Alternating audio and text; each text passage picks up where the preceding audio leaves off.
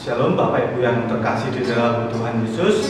Sungguh kita mengucap syukur untuk kebaikan Tuhan yang masih kita nikmati hingga saat ini. Kita boleh bersama-sama bersekutu walaupun dengan suasana yang berbeda. Kita beribadah dari rumah masing-masing, namun tidak mengurangi makna ibadah itu sendiri. Dan kita sungguh bersyukur kalau kita boleh mengenal Dia, mengenal Allah satu-satunya juru selamat kita, Dia yang mati untuk kita, dan Dia yang bangkit, bahkan Dia naik surga untuk menyiapkan tempat bagi kita anak-anaknya. Dan saatnya kita akan memuji Dia, memberikan yang terbaik pada Tuhan melalui pujian kita, sebab Dialah Raja.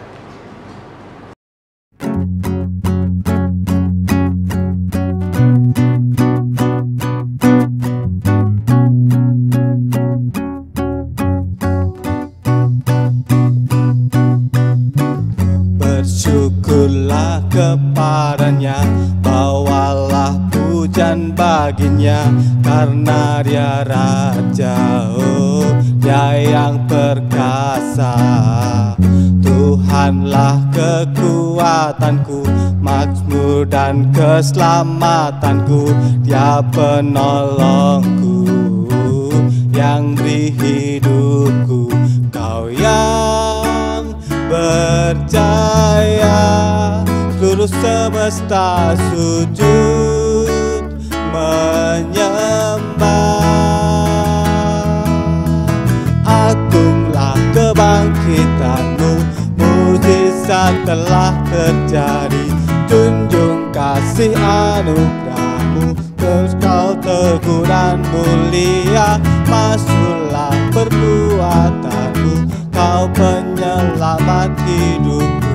Kasih-Mu tiada tara, bertahta Kau Tuhan Rajaku.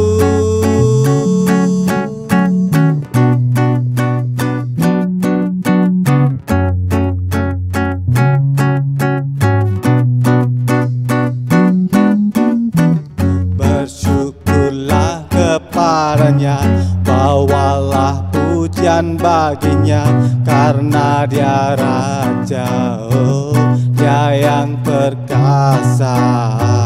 Tuhanlah kekuatanku, mazmur dan keselamatanku, Dia penolongku yang beri hidupku. Kau yang percaya, seluruh semesta sujud menyembah. Agunglah kebangkitanmu, mukjizat telah terjadi. Junjung kasih anugerahmu, kekal teguh dan mulia. Masyurlah perbuatanmu, Kau penyelamat hidupku. Kasih-Mu tiada tara, bertahta Kau Tuhan Raja. Agunglah kebangkitanmu, mukjizat telah terjadi. Junjung kasih anugerahmu, kekal teguh dan mulia. Masyurlah perbuatanmu, Kau penyelamat hidupku. Kasih-Mu tiada tara, bertahta Kau Tuhan Rajaku.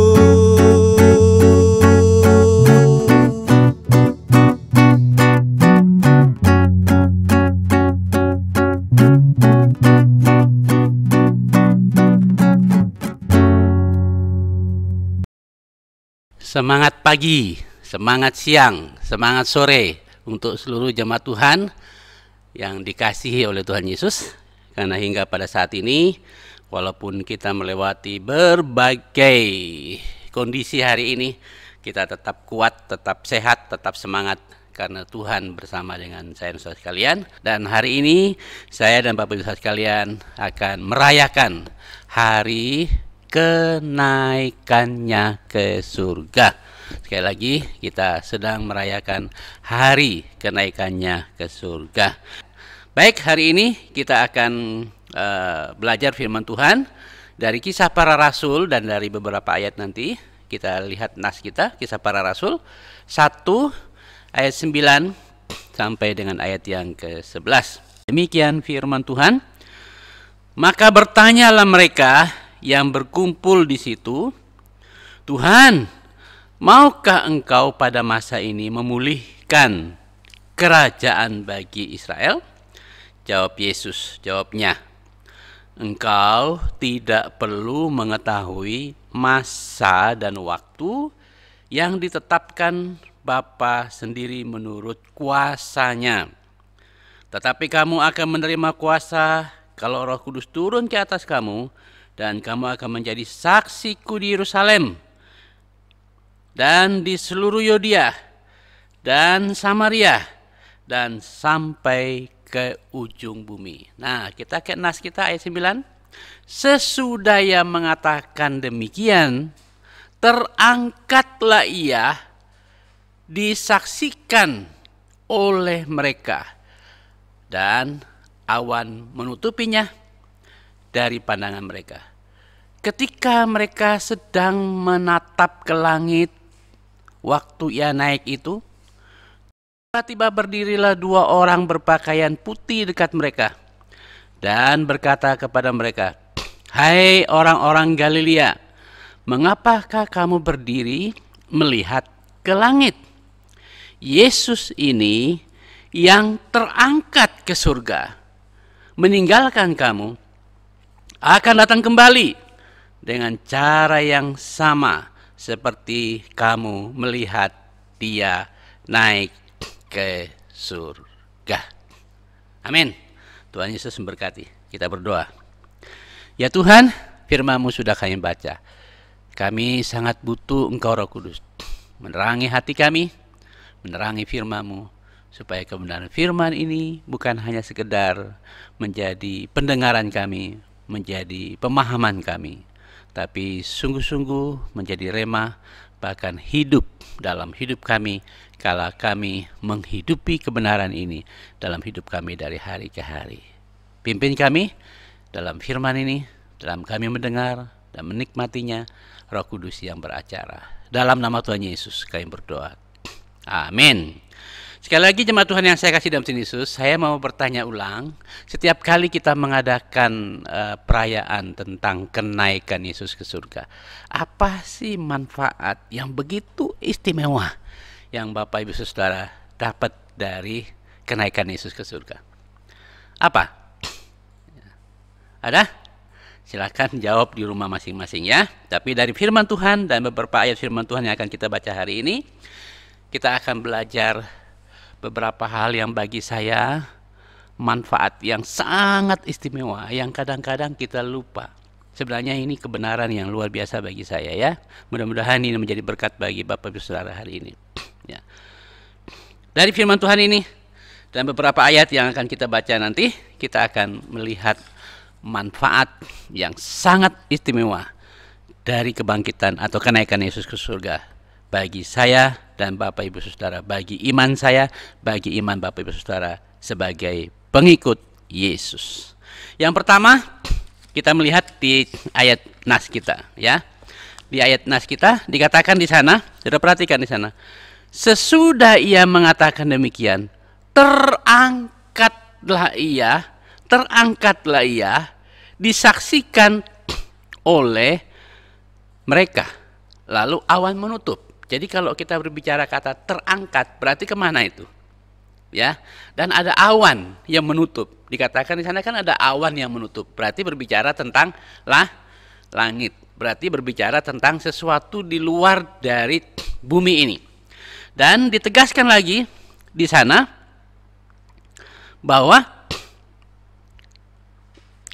di ayat yang ke-11, dan berkata kepada mereka, hai orang Galilea, mengapa kamu berdiri melihat ke langit? Yesus ini yang terangkat ke surga. Jadi ditegaskan di sana, Yesus ini yang terangkat ke surga. Dengan demikian, sudah perhatikan di sana, ada penekanan bahasa yang lebih jelas. Tadi naik, lalu ditutup oleh awan-awan. Tapi naik kemana? Naik kemana? Hanya ke udara saja, ke awang-awang? Tidak. Ternyata di ayat yang ke-11 dengan tegas berkata bahwa naiknya itu bukan sekedar naik, tapi ke surga. Ada tujuan yang pasti, ada tujuan yang jelas, di mana tempat yang dia tuju tatkala dia meninggalkan dunia ini dan naik ke surga. Jadi dengan demikian Bapak Ibu sekalian, apa sih manfaat kenaikan Yesus yang begitu istimewa bagi saya dan Bapak Ibu saudara dari ayat ini? Menurut saya adalah kebenaran ini sungguh luar biasa. Kenapa? Karena kenaikan Yesus ke surga itu membuktikan bahwa dia benar-benar Allah. Itu dulu yang pertama. Jadi tidak ada alasan untuk kita ragu apakah Yesus itu manusia biasa. Kata orang di luar sana bilang Yesus bukan Tuhan, bukan Allah. Silakan. Tapi Alkitab dengan tegas berkata, firman Tuhan dengan tegas berkata, Yesus naik ke surga. Berarti menunjukkan dia adalah pertama. Ya. Dia adalah Allah yang benar. Kalau dia bukan Allah, tidak mungkin dia naik ke surga. Karena surga itu milik siapa? Itu miliknya Allah. Jadi dengan demikian Bapak Ibu sekalian perhatikan, dia tidak naik pakai Garuda, tidak naik pakai burung, tidak naik pakai pesawat apa, pakai jet, pakai Apollo, enggak. Karena itu masih buatan manusia. Sudah perhatikan pada waktu dia naik itu, jika Bapak Ibu Saudara hadir pada peristiwa kenaikan itu, saya percaya Bapak Ibu Saudara seperti saya juga akan mungkin lalat bisa masuk ke mulut saya, termangu-mangu melihat. Karena sesuatu yang di luar dari akal kita berpikir. Tidak ada mesin yang membuat dia terangkat. Tidak ada alat yang membuat dia bisa naik ke atas. Tapi tiba-tiba terangkat. Coba Bapak Ibu Saudara, dia berbicara dengan saudara. Kita hadir di sana ya. Dia sedang berbicara pada kita. Selesai mengungkapkan atau menyampaikan pesan-pesan terakhirnya itu, tiba-tiba orang terangkat. Ya.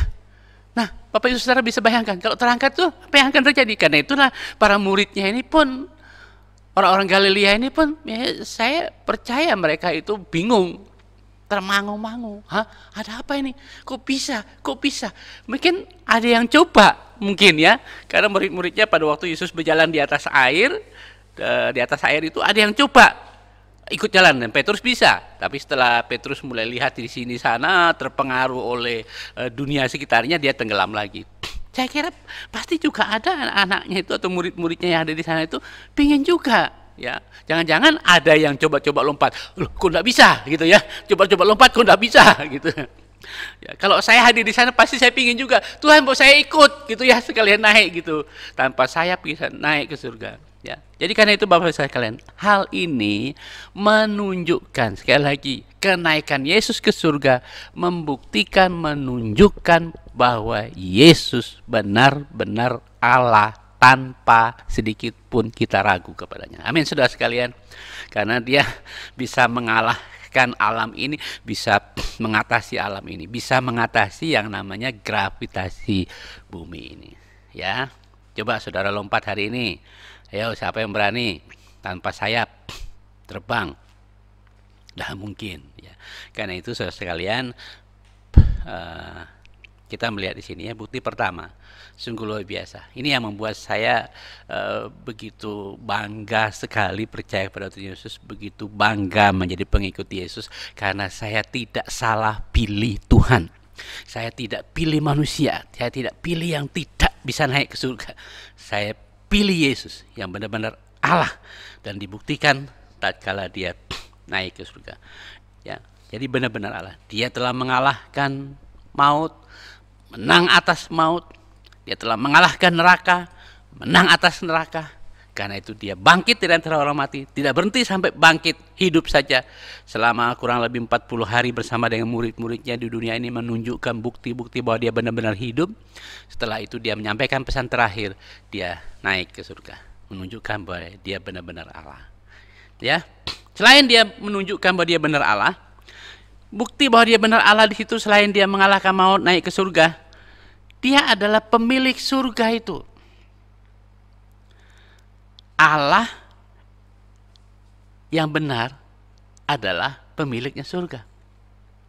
Ya, walaupun ada pepatah mengatakan bahwa surga itu ada di bawah telapak kaki ibu, itu hanya semacam filosofi atau semacam kiasan di mana kita menghormati, menghargai ibu kita yang mengandung kita, lalu melahirkan kita, merawat kita, dan pokoknya mati-matian berkorban untuk kehidupan saya dan saudara sekalian. Jadi karena itu patutlah kita menempatkan ibu kita sebagai orang yang terpenting, terhormat, yang harus kita perlakukan. Karena itu ya pepatah itu mengatakan surga ada di telapak kaki ibu, bukan berarti surga ada di situ.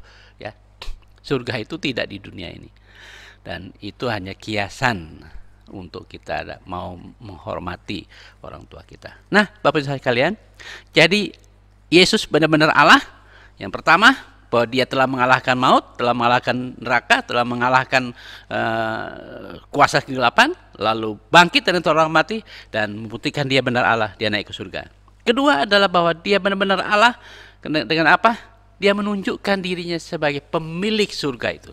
Karena itu kata yang digunakan di ayat yang ke-11 itu, dia bukan hanya sekedar naik, tapi dia naik ke surga, terangkat ke surga, membuktikan, menunjukkan bahwa dialah pemilik tunggal, dialah owner satu-satunya dari surga itu. Tidak ada lain yang punya itu. Ya, karena itu bahasa kalian, coba saudara perhatikan di Injil Yohanes pasal 3. Di Injil Yohanes kita lihat beberapa bukti ya. Yohanes pasal 3 ayat yang ke-13. Bukan di sana. Tidak ada seorang pun yang telah naik ke surga selain daripada dia yang telah turun dari surga, yaitu anak manusia. Jadi sudah perhatikan di sana, Bapak Ibu, pemilik surga itu adalah Allah. Nah, kalau Yesus naik ke surga, itu membuktikan bahwa dia Allah, sekaligus membuktikan bahwa dia adalah pemilik utama surga itu. Karena dia pemilik utama surga itu, ya seyogianya dia pulang ke sana, kembali ke markasnya, kembali ke tempat dia tinggal di sana. Tapi nanti kita akan lihat dia bukan hanya sekedar kembali lalu berdiam menikmati kehidupan yang enak-enak di sana. Dia tetap akan mewujudkan visinya bagi dunia ini, ya. Jadi sudah perhatikan di ayat yang ke-13 dari Yohanes 3 itu, tidak ada seorang pun yang telah naik ke surga selain daripada dia yang turun. Tidak mungkin. Jadi ada enggak sih orang yang benar-benar turun dari surga selain Yesus? Tidak ada. Yang ada hanya Yesus. Maka karena dia datang dari surga ke dunia ini, maka pada waktu dia sudah menyelesaikan tugasnya di kayu salib itu, bahkan sudah menyelesaikannya di alam maut, dia kembali ke sana, kembali ke surga. Itu di Yohanes pasal 3 ayat yang ke-13. Juga di Yohanes pasal 16, saudara perhatikan di sana, pasal 16 ayat 28 sampai ayat yang ke-30. Saya baca untuk kita, supaya Bapak Ibu Saudara ingat ya, Yohanes pasal 16 ayat 28 sampai ayat yang ke-30. Demikian firman Tuhan. Aku datang dari Bapa, dan aku datang ke dalam dunia. Aku meninggalkan dunia pula dan pergi kepada Bapa. Jadi Bapa di mana? Di surga. Kata murid-muridnya, lihat, sekarang engkau terus terang berkata-kata, dan engkau tidak memakai lagi kiasan. Sekarang kami tahu bahwa engkau mengetahui segala sesuatu, dan tidak perlu orang bertanya kepadamu. Karena itu kami percaya bahwa engkau datang dari Allah. Jadi Bapak sekalian, perhatikan di sini, Yesus adalah Allah yang sejati, Allah yang benar.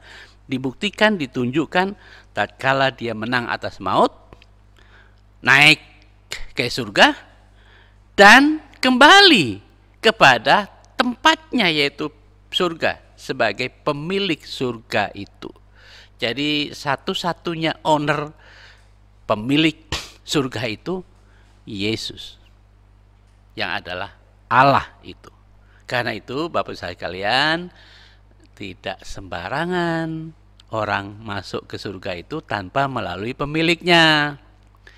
Itulah sebabnya dia berkata, akulah jalan, kebenaran, dan hidup. Tidak ada seorang pun yang bisa sampai kepada Bapa di surga sana kalau tidak melalui Yesus yang adalah pemilik itu.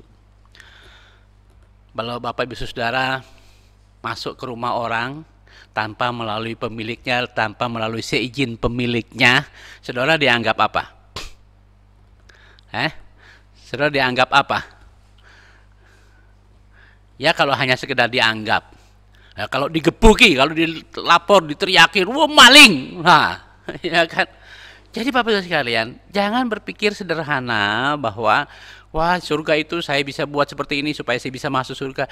Allah itu punya kriteria sendiri untuk seseorang bisa masuk ke sana, karena tempat itu maha kudus. Karena itu jemaat Tuhan yang saya kasih dalam Tuhan Yesus, kita sangat bersyukur. Saya dan Bapak Ibu Saudara sekalian sangat-sangat bersyukur. Kita sungguh-sungguh memiliki manfaat yang begitu luar biasa, manfaat yang begitu istimewa dari kenaikan Yesus ke surga. Menunjukkan bahwa dia benar Allah, dialah pemilik atau owner satu-satunya di surga itu. Dan dibuktikan dengan beberapa ayat yang tadi kita sudah baca. Jadi dengan demikian, jemaat Tuhan yang saya kasih dalam Tuhan Yesus, maka kita pada bagian pertama kita sudah melihat di sini bahwa kenaikan Yesus membuat saya dan Bapak Ibu sekalian tidak perlu ragu lagi untuk percaya kepadanya, mentaati dia, menjadi pengikutnya, jika memang Bapak Ibu Saudara ingin masuk surga. Kecuali Bapak Ibu Saudara tidak ingin masuk surga, ya itu urusan saudara-saudara ya. Karena pemilik surga satu-satunya hanya dia, dan untuk masuk ke sana harus mengikuti ketentuan atau kriterianya surga itu ya. Kriteria di sana ada syarat-syaratnya untuk masuk di sana. Dan dia sudah buka satu ayatnya untuk kita, syaratnya yaitu akulah jalan, kebenaran, dan hidup. Tidak akan ada seorang pun bisa sampai kepada Bapa kalau tidak melalui aku. Dengan cara bagaimana? Dengan cara saya dan Bapak Ibu Saudara harus percaya kepada dia, menjadi pengikutnya, atau mengalami kelahiran baru di dalam dia, supaya saya dan Bapak Ibu Saudara bisa menikmati. Karena di Injil Yohanes pasal 3 dijelaskan dengan tegas di sana, tanpa dilahirkan kembali oleh Allah melalui Rohnya yang kudus, tak seorang pun bisa. Jangankan masuk, lihat saja tidak bisa. Ya, sekali lagi, jangankan masuk, lihat saja tidak bisa. Karena itu, jemaat Tuhan yang saya kasih dalam Tuhan Yesus, kita sangat bersyukur. Pada bagian pertama, saya dan Bapak Ibu Saudara, jika sudah percaya Yesus, sungguh-sungguh menjadi pengikut Yesus, saudara tidak salah memilih Yesus menjadi Tuhan saudara. Tidak salah saudara memilih Yesus menjadi juru selamat saudara, menjadi jalan bagi saudara masuk ke surga. Karena dialah Tuhan yang sejati, pemilik surga itu. Lalu untuk apa sih dia ke surga? Untuk kepentingan apa? Dan untuk kepentingan siapa? Pada umumnya kalau orang sudah selesai mengerjakan sesuatu, udah mau selesai tugasnya, orang pulang ya paling untuk kepentingan dirinya sendiri. Dia sudah berpikir sudah selesai tugas ini, lalu saya datang pulang ke rumah supaya saya bisa istirahat, bisa pensiun, sudah selesai menikmati masa tua, menikmati masa depan, bla bla bla bla bla. Tapi Yesus tidak. Dia naik ke surga itu bukan hanya sekedar supaya dia kembali ke rumahnya, dia kembali ke tempat, ke istananya, ke singgasananya, ke surga yang mulia itu. Bukan hanya berhenti sampai di situ. Ternyata Bapak Saudara kalian, dengan tegas Alkitab mengatakan di Injil Yohanes pasal 14. Injil Yohanes pasal 14 ayat 2. Tatkala dia sampai di sana, apa yang dia kerjakan? Mari kita buka Injil Yohanes pasal 14 ayat 2. Di rumah Bapakku banyak tempat tinggal. Jika tidak demikian, tentu aku mengatakannya kepadamu. Sebab, perhatikan di sana ya, Injil Yohanes pasal 14 ayat 2, sebab aku pergi ke situ, pergi ke surga. Dia naik ke surga, pulang kampung ke surga, pulang ke istananya ke surga sana. Bukan untuk leha-leha, bukan untuk menikmati, bukan. Tapi perhatikan di sana. Aku pergi ke sana untuk menyediakan tempat bagimu, bagi saudara-saudara, bagi Bapak Ibu Saudara sekalian, dan juga bagi saya, bagi setiap orang yang percaya kepada Tuhan Yesus, bagi setiap orang yang mau mendengar berita tentang Yesus. Karena itulah tujuan datang ke dunia ini. Nah, sebagaimana minggu lalu saya katakan bahwa seringkali kita tidak pernah memahami inti dari Alkitab. Kita pilih-pilih isi Alkitab hanya untuk memuaskan kepentingan diri kita. Kita tanpa melihat inti utama.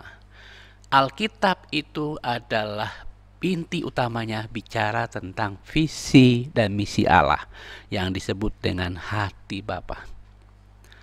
Jadi menyimpang dari itu, kita cenderungnya adalah hanya mencari sesuatu untuk kepentingan, bukan untuk melakukan apa yang Tuhan katakan. Jadi Allah menciptakan alam semesta, ada visi Allah di sana. Tatkala manusia jatuh ke dalam dosa, Allah berusaha menyelamatkan manusia dengan mengutus anaknya Yesus Kristus ke dunia ini untuk visi dan misinya untuk menyelamatkan. Tidak berhenti sampai di kayu salib, tidak berhenti sampai di kuburan, tidak berhenti sampai di neraka. Dia bangkit lalu naik ke surga. Belum berhenti sampai di sana. Dia ternyata pergi ke surga itu untuk menyediakan tempat yang istimewa bagi saya dan Bapak Ibu Saudara sekalian. Kenapa saya katakan tempat yang istimewa? Karena tempat yang dia sediakan itu adalah yang ngerjain siapa? Tuhan Yesus. Kalau yang ngerjain Iwan, yang ngerjain Fran, yang ngerjain Pak Sas, itu wah, banyak masalahnya, banyak kekurangannya. Sekalipun yang mengerjakannya adalah Donald Trump, sekalipun yang mengerjakannya adalah Pak Presiden, tetap masih ada kekurangannya. Tetapi ini yang menyediakan tempat bagi saya dan Bapak Ibu Saudara yang menjadi pengikut Yesus itu adalah Allah itu sendiri. Bapak Ibu Saudara bisa lihat alam semesta ini dikerjakan begitu rupa, begitu indah, begitu istimewa. Saudara mencari warna yang persis banget dengan warna yang dibuat oleh Tuhan, tidak pernah akan ketemu. Ini salah satu bukti bahwa Tuhan sangat sempurna dalam mengerjakan segala sesuatu. Karena itu jemaat Tuhan, kalau dia sedang ada di surga hari ini, bukan berdiam diri. Ya, yang pertama, pekerjaan yang sedang dia kerjakan hari ini sedang membangun istana. Kenapa saya pakai istana? Sedang menyiapkan tempat yang begitu istimewa, begitu luar biasa bagi saya dan Bapak Ibu Saudara sekalian. Ya. Nah, karena itu jangan sampai mandek di tengah jalan dalam mengikuti Yesus ya. Nanti tewas Tuhan sudah menyediakan tempat, tahu-tahu saudara belot, tidak lagi ikut Tuhan Yesus, ya udah. Ya, jangan marah nanti pada waktu penghakiman terakhir di pengadilan Kristus, lalu Yesus bilang, "Maaf, aku tidak kenal kamu." Ya udah, ikut sajalah temanmu itu ke neraka. Ya sudah, itu urusan kita dengan Tuhan. Tapi dia sudah berusaha sekeras mungkin, berusaha sebaik mungkin memberi yang terbaik bagi saya dan Bapak Ibu Saudara di surga. Oleh karena itu, setiap orang yang percaya Yesus dengan sungguh hati, menjadi pengikut Yesus dengan setia, Tuhan sedang menyediakan tempat untuk saya dan saudara. Jadi di dunia ini, tempat yang kita tempati walaupun sebaik apapun, tetap akan dimakan oleh ngengat dan karat, tetap akan dirusak oleh pencuri, bahkan kalau ada gempa, tidak ada arti apapun.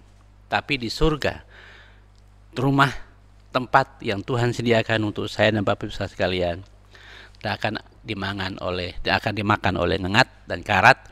Pencuri pun tidak bisa ke sana, dan kualitasnya itu terbuat dari emas tulen. Jadi kalau Bapak Ibu Saudara baca di Wahyu, nanti akan terlihat di sana. Karena itu jemaat Tuhan, ya, setialah pada Tuhan Yesus.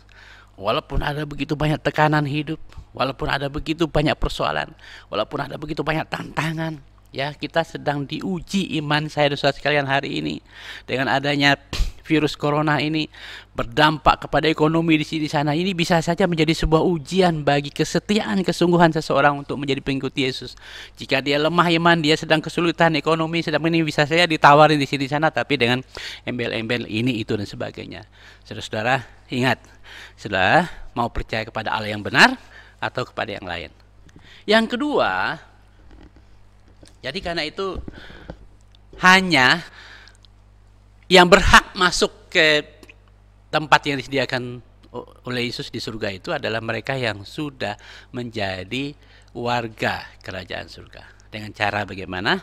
Dengan cara menerima Yesus, cara pribadi dalam hidupnya lahir baru, lalu menurut Injil Yohanes pasal 5 ayat yang ke-24 dipindahkan dari alam maut kepada hidup. Lalu di Lukas pasal yang ke-20 pas ayat yang ke-10 namanya didaftarkan di sana di surga sebagai anak Allah, supaya pada waktu pengadilan Kristus nama saya dan saudara sekalian tercantum di sana dan dipanggil, halo Pak Sas, saya ada, amin, gitu ya. Jangan sampai tunggu sampai huruf abjad terakhir, aduh, dak-dik-duk, tunggu-tunggu, tidak ada nama dipanggil, waduh, menyesal seumur hidup, tidak ada gunanya. Tidak ada gunanya. Lebih baik menyesal sekarang, ya. Yang kedua, pekerjaan yang kedua yang dilakukan bukan saja menyediakan tempat bagi saya dan saudara sekalian di sana, tapi dia menjadi imam. Imam besar. Kita sudah bahas ini kemarin, fungsi dan peran dari seorang imam yang sekali setahun masuk ke ruangan Maha Kudus untuk menyampaikan doa-doa umat, menyampaikan keluhan umat, permohonan maaf, pengampun umat. Nah, kita bersyukur kita memiliki dia sebagai imam besar. Disebutkan di sana di Ibrani pasal 7 ayat 25, Ibrani pasal 8 ayat 1. Minggu lalu saya minta Bapak Ibu Saudara baca karena memang sudah dipersiapkan di sini. Kemudian Ibrani pasal 9 ayat 11 sampai dengan ayat yang ke-28. Ya, karena itu saudara-saudara yang saya kasih dalam Tuhan Yesus, perhatikan dia ini. Dia menjadi imam yang menghubungkan doa saya dan Bapak Ibu Saudara kepada Tuhan. Oleh karena itu, sebagai pengantara di antara Bapa dan manusia, dia telah membuka jalan yang begitu lebar melalui dirinya sendiri di kayu salib, sebagaimana kita sudah baca minggu lalu, untuk kita bisa langsung berjumpa dengan Tuhan. Sehingga doa saya dan Bapak Ibu Saudara sekalian tidak perlu lagi dititipkan lewat si A, si B, si C, tidak harus disampaikan oleh si A, si B, si C. Langsung sampai ke sana, langsung kepada Yesus. Karena itu kan Yesus pernah berkata, kamu belum pernah minta di dalam namaku kan? Mintalah atas namaku. Ini bukan berarti tidak boleh berdoa dalam nama Allah Bapa, tidak boleh berdoa dalam nama Roh Kudus, minta Roh Kudus, tidak boleh. Tapi Yesus berkata, mintalah dalam namaku. Kenapa sih? Karena dialah imam besar yang menyampaikan semua doa saya dan Bapak Ibu Saudara kepada Tuhan kita Yesus Kristus, kepada Allah Bapa di surga sana, ya. Karena itu jemaat Tuhan, pada Ibrani yang pertama kita melihat di sini, dia menjadi pengantara antara saya dan saudara sekalian, ya. Dia menjadi penghubung antara orang percaya dengan Bapa, sehingga apapun keluhan kita, pergumulan kita, masalah kita, beban hidup kita, sakit penyakit yang kita alami, masalah ekonomi, masalah keluarga, masalah apa saja yang kita alami hari ini, saudara-saudara, jangan takut datang kepada Bapa. Yesus di sana sebagai imam, sekaligus menjadi pengantara yang menyampaikan keluhan-keluhan kita, sekaligus juga menjadi pembela. Nah, ini dia. Dia bukan saja imam, tapi dia juga pengantara, dan dia juga menjadi pembela saya dan Bapak Ibu Saudara sekalian. Jadi Bapak Ibu Saudara, sekali lagi saya minta supaya saudara bisa baca baik-baik Ibrani 7 ayat yang ke-25, pasal 8 ayat 1, pasal 9 ayat 11 sampai ayat yang ke-28, menunjukkan apa sih yang dia kerjakan di surga sana. Yang pertama tadi, dia menjadi imam besar. Kemudian ya, dia menjadi pengantara. Dan yang berikut, dia menjadi pembela. Pembela. Di dunia, dia mati-matian membela saya dan Bapak Ibu Saudara untuk menyelamatkan kita dari neraka, menyelamatkan kita dari iblis. Sampai rela mati di kayu salib, mengorbankan nyawanya, mengorbankan tubuhnya untuk membela saya dan Bapak Ibu Saudara. Ternyata pembelaannya tidak berhenti sampai di sini. Tidak selesai sampai di kayu salib. Bahkan sampai setelah dia naik ke surga pun, dia masih mati-matian membela setiap umatnya yang sudah dia panggil, dia bawa menjadi pengikutnya. Dia bela mati-matian kepada Bapa di surga di sana. Karena iblis itu setiap hari, setiap saat datang mendakwa. Oh si A ini, oh si B ini, oh si C ini, dia begini-begini, katanya pengikutmu, tapi kenapa dia begini? Tapi Yesus akan bilang, Pak, walaupun dia hidupnya seperti itu, tapi dia pengikutku, dia anakku, dia sudah lahir baru, dia bela mati-matian kita di sana. Jadi karena itu jemaat Tuhan yang saya kasih dalam Tuhan Yesus, jangan pernah melihat dalam mengikuti Yesus itu selalu hukuman. Kenapa? Kasihan Yesus yang rela mati bagi kita salib untuk membebaskan kita dari hukuman. Kasihan Yesus yang mati-matian membela saya dan Bapak Yesus di surga untuk menyelamatkan kita. Tapi kita selalu berorientasi kepada hukuman yang kita aduh macam-macam. Mari lihat apa yang Yesus kerjakan bagi saya dan kalian. Mari lihat apa yang dia karyakan bagi kita di kayu salib maupun di surga sana, ya, menjadi pengantara bagi saya dan sekalian. Yohanes pasal 16 ayat 23.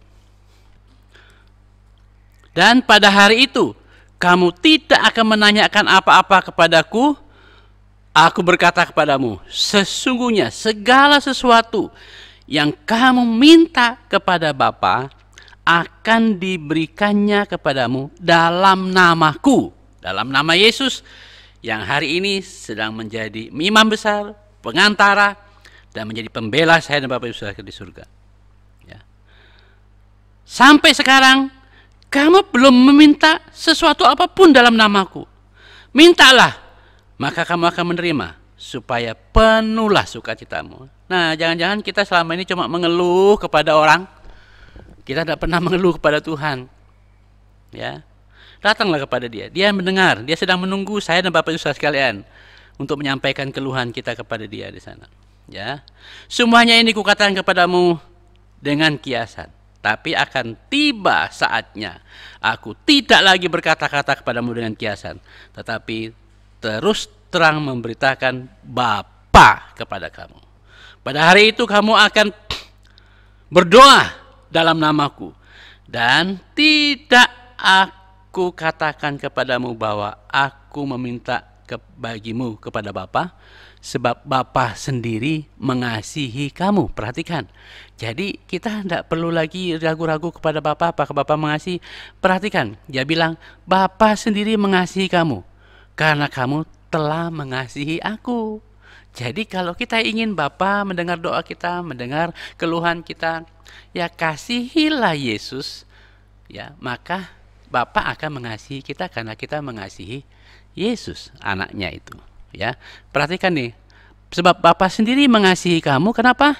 Karena kamu telah mengasihi aku dan percaya bahwa aku datang dari Allah. Ya, aku datang dari Allah. Jadi karena itu jemaat Tuhan yang saya kasih dalam Tuhan Yesus, ini menjadi penting bagi saya dan sekalian, karena kenaikan Yesus itu memberikan sebuah pengharapan yang luar biasa, pengharapan yang sangat pasti. Roma pasal 8 ayat 34. Saya baca demikian. Kristus Yesus yang telah mati, bahkan lebih lagi yang telah bangkit, yang juga duduk di sebelah kanan Allah, yang malah menjadi pembela bagi kamu. Pembela. Jadi dia bukan hanya duduk leha-leha di sana menikmati, enggak. Dia senantiasa membela saya dan Bapak saya sekalian. Jadi dengan demikian, dari firman Tuhan yang kita belajar hari ini, kita menemukan kebenaran yang bagi saya sangat memberkati, sangat meneguhkan. Saya harap Bapak Ibu Saudara selama ini kalau merayakan hari kenaikan Yesus ke surga itu tidak lagi hanya sekedar sebuah perayaan. Saya harap dengan firman Tuhan yang kita belajar hari ini, saudara-saudara sekalian dapat dikuatkan melalui beberapa kebenaran ini. Sehingga jemaat Tuhan yang saya kasih dalam Yesus, tidak ada alasan untuk kita ragu menjadi pengikut Yesus, tidak ada alasan untuk kita ragu mengikut Dia, percaya kepada Dia, menyerahkan hidup kita sepenuhnya pada Dia. Dia Allah yang benar, pemilik surga, pembela saya dan saudara sekalian, penyambung doa kita, dan juga menjadi imam yang senantiasa menyampaikan doa saya kepada Bapa di surga. Amin. Tuhan Yesus berkati ya. Selamat merayakan hari kenaikan Yesus ke surga. Kita berdoa. Bapa Surgawi, terima kasih Engkau begitu baik kepada kami. Sempurna sekali karya-Mu untuk menyelamatkan kami.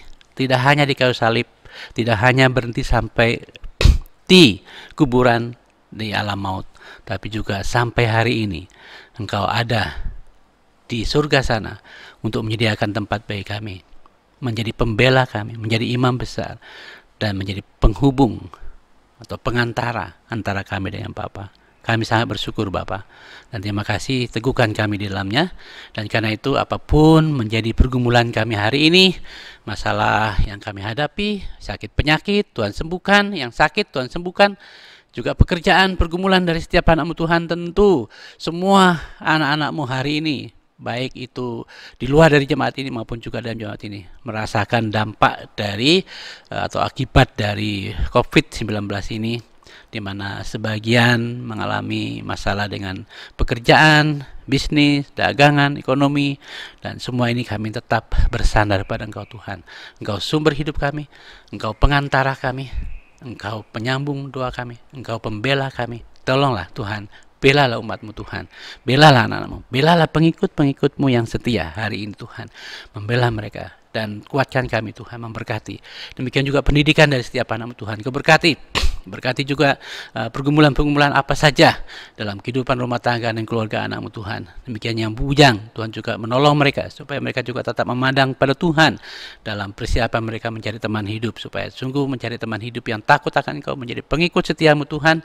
Kau berkati. Demikian juga kami mohon Kau berkati juga pekerjaan-Mu Tuhan dalam pelayanan di tempat ini, dalam kondisi yang sedang kami hadapi. Berkati Tuhan, berkati semua kebutuhan, pergumulan apapun, termasuk yang hamil, Tuhan berkati, yang masih yang kecil, Tuhan juga jaga lindungi, dan berbagai kebutuhan gereja-Mu, pelayanan pekerjaan-Mu Tuhan, baik pelayanan untuk tetap mendukung misi yang adalah isi hati-Mu bagi pekerjaan-Mu Tuhan, Kau berkati, Kau penuhi dengan cara-Mu sendiri, dan anak-anak-Mu yang dengan begitu setia mengabdi melalui Engkau, doa mereka, tenaga mereka, waktu mereka, harta mereka, semua yang kami persembahkan pada Tuhan, baik itu milik-Mu yang kami kembalikan itu persepuluhan, persembahan kasih, korban kami, kiranya semua ini Tuhan untuk kemuliaan nama-Mu semata ya Bapa. Dan berkati juga untuk gereja-gereja Tuhan di seluruh tanah air, orang-orang Kristen, anak-anak Tuhan, bahkan pemerintah kami, pemimpin kami, negara kami, masyarakat kami Indonesia. Tuhan tolong Tuhan. Ya khusus kami terus mohon belas kasihan Bapa Surgawi untuk menolong bangsa ini, supaya bangsa ini boleh sungguh-sungguh taat kepada pemerintah, supaya boleh ikut saran pemerintah untuk memutus penyebaran dari COVID-19 ini, sehingga kami boleh menahan diri untuk tidak keluar rumah, memakai masker, memakai pelindung, menjaga jarak, dan tidak mudik, dan semuanya, sehingga kami pun akan lebih cepat menikmati kondisi yang lebih baik ke depan ya Bapak. Dan karena itu tolonglah Tuhan, dan berkati juga para pemimpin kami, Presiden, berikan hikmat kekuatan dari Tuhan, dan para menteri kabinet yang ada, supaya ada kerjasama yang baik untuk dapat mendukung kondisi ini ya Bapak. Dan berkati kami semua anak-anak-Mu dengan segala kondisinya. Tuhan berkati kami, pelayanan-pelayanan pekerjaan-Mu Tuhan, Engkau berkati dan kuasa-Mu tidak pernah berubah. Terpujilah Engkau kekal selamanya Tuhan Yesus. Saudara-saudara kami yang berulang tahun, nama-nama mereka sudah disebutkan. Tuhan berkati mereka dan berikan kekuatan kesehatan bagi mereka sekalian. Terpujilah Engkau kekal selamanya Tuhan kami Yesus Kristus. Karena itu saudara kasih dalam Tuhan, terimalah berkat Tuhan, pulanglah dan nikmatilah kasih setia penyertaan Tuhan kita Yesus Kristus dalam kehidupan kita.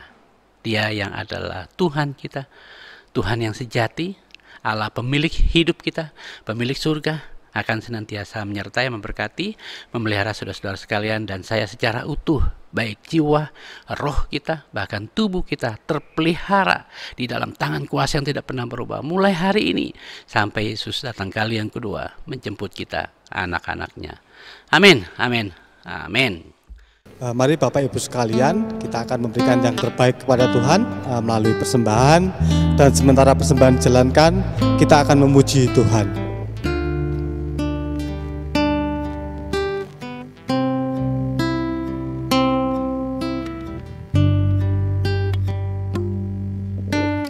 Yesus Tuhan ditinggikan, dimuliakan dan naik ke surga. Dia berikan Roh Kudus-Nya, menguatkan dan menolong selalu. Sungguh ku rindu bersekutu denganmu selamanya.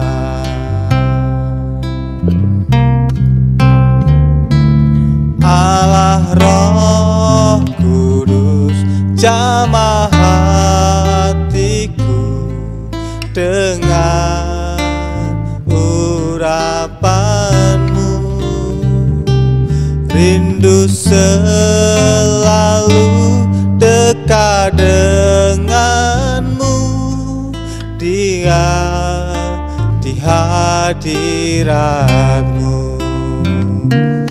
Allah Roh Kudus jamah hatiku dengan urapanmu, rindu selalu dekat denganmu, tinggal di hadiratmu.